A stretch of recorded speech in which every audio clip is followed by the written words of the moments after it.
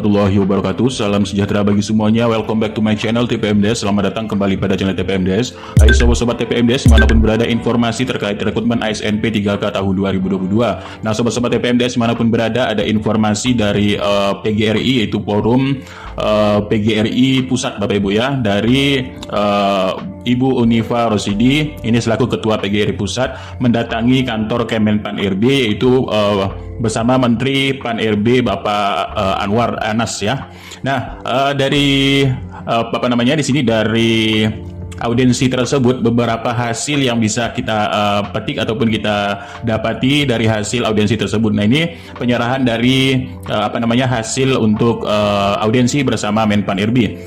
Nah, Bapak Ibu, hasil tersebut memiliki beberapa poin penting yang bisa kita ambil.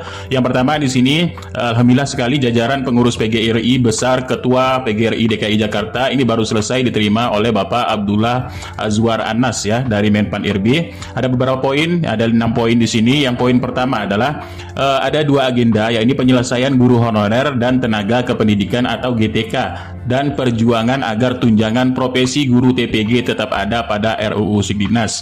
Nah, poin kedua, dalam waktu yang singkat telah mendapatkan gambaran bahwa mulai tahun depan formulasi penyelesaian honorer akan dilakukan dengan mengutamakan guru honorer dan tenaga kesehatan.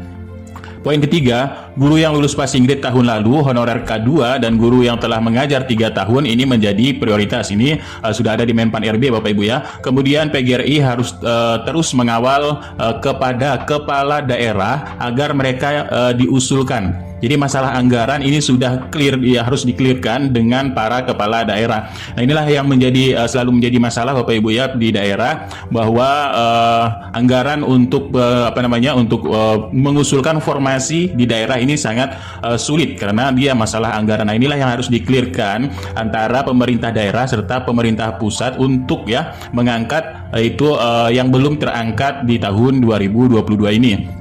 Poin kelima, PGRI harus mendorong terjadinya pemerataan guru di Pulau Jawa dan di pulau luar Jawa. Jadi pemerataan guru ini akan dikunci dalam sistem BKN. Jadi ini terkait dari supply ataupun demand ya, supply dan demand. Jadi ada yang keluar, ada yang masuk, kemudian ada juga untuk yang tidak menumpuk di Pulau Jawa ataupun di luar Pulau Jawa. Jadi diratakan. Jadi Bapak Ibu di sini nantinya tidak berada pada daerahnya. Jadi nanti ke depannya seorang ASN ini yaitu akan bersedia ditempatkan di mana yang akan ditempatkan oleh pemerintah Bapak Ibu ya. Nah, ini.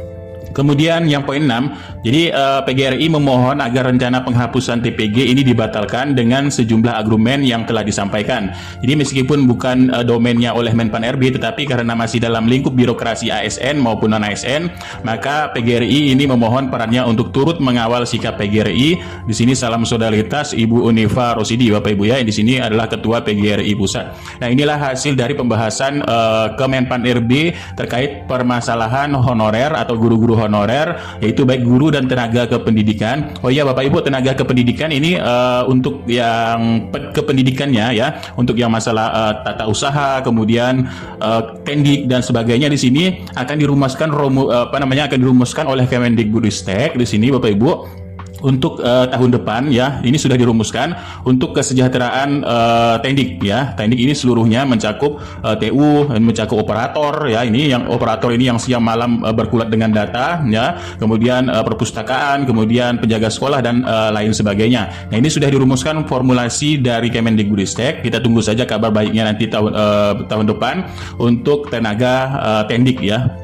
Nah, selanjutnya Bapak Ibu, Prof. Unuk Suryani kembali menegaskan Bapak Ibu di sini ya. Jadi Prof. Unuk Suryani kembali menegaskan kemarin dari hasil rapat koordinasi di seluruh kepala daerah serta Panselnas ya, bahwa di sini seleksi ini akan dimulai akhir September. Jadi mohon bersiap-siap Bapak Ibu, juknisnya pun akan segera terbit dan terus semangat. Nah, alhamdulillah sekali Bapak Ibu ya. Di sini Prof. Unuk menyemangati Bapak Ibu di sini, yaitu terkait dengan bersiap-siap di akhir September ini sudah mulai Bapak Ibu ya, sudah mulai, yaitu untuk melakukan pendaftaran di akun SSCSN beserta juknisnya nanti di laman guruppk.go.id ini akan diluncurkan atau diterbitkan juknis yang kita bisa lihat bisa download di laman tersebut. Nah, selain itu Bapak Ibu, Menpan RB kemudian Kemendikbudristek ini terus berkomitmen ya dalam rekrutmen P3K guru. Ini pemerintah beberkan untuk prioritas-prioritas pelamar yang akan diutamakan untuk menjadi ASN P3K.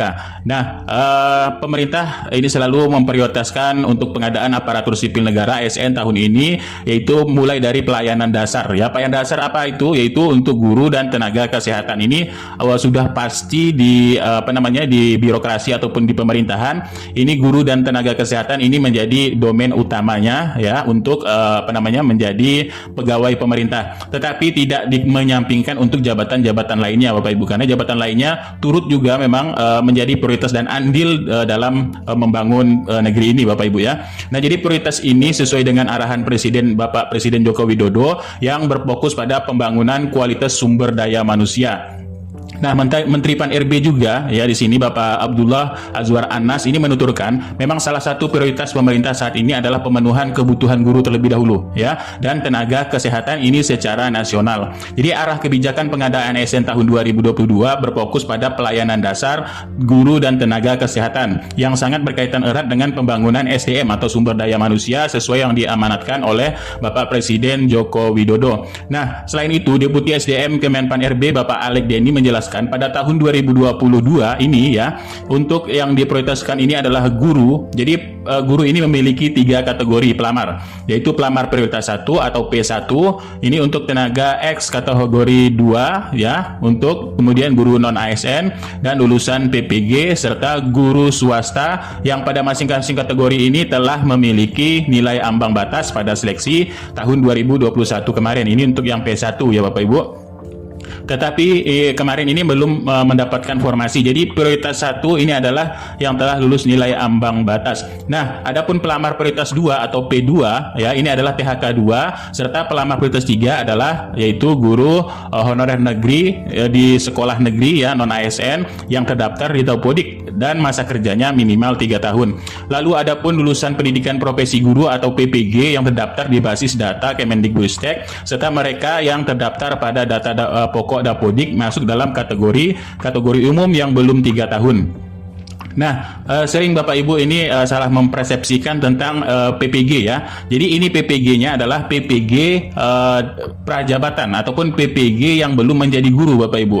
Nah ya, kalau udah yang menjadi guru dan terdaftar di Dapodik itu akan menjadi, jika dia 3 tahun ini akan masuk pada prioritas 3 Bapak Ibu ya. Nah, dan itu akan juga diprioritaskan utama.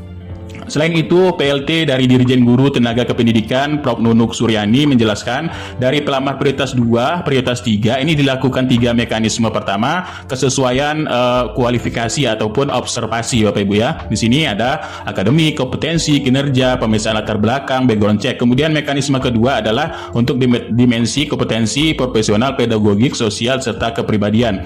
Nah, sedangkan untuk tes CAT UNBK ini mempertimbangkan teknis, manajerial, sosiokultural. Nah, jadi pemerintah ini telah memastikan seleksi diselenggarakan secara transparan, ketat, berkualitas dan berintegritas. Jadi menurut juga Deputi Informasi Sinka BKN Bapak Suharmen menjelaskan dengan tahap menggunakan Computer Assisted Test atau CAT ya, CAT. Kalau untuk Kemendikbudristek CAT UNBK ini Bapak Ibu.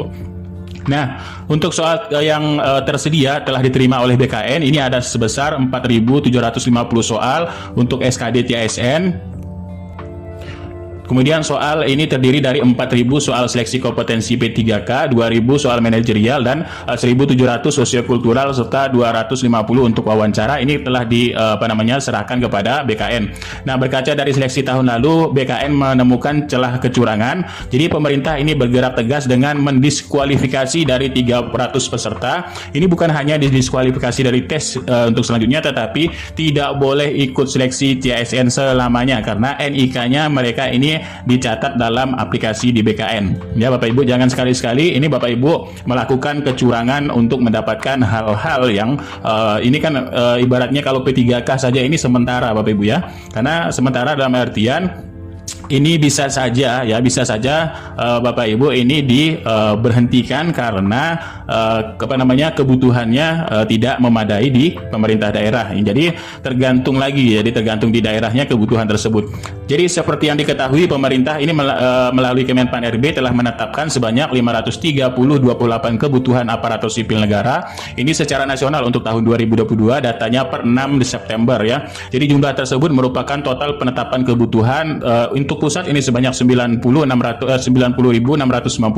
instansi daerah ada 439.338 dan kebutuhan terperinci sebanyak 319.716 P3K guru, 92.014 P3K tenaga kesehatan dan 27.608 tenaga teknis. Nah, inilah yang akan diseleksi di tahun 2022 ini Bapak Ibu.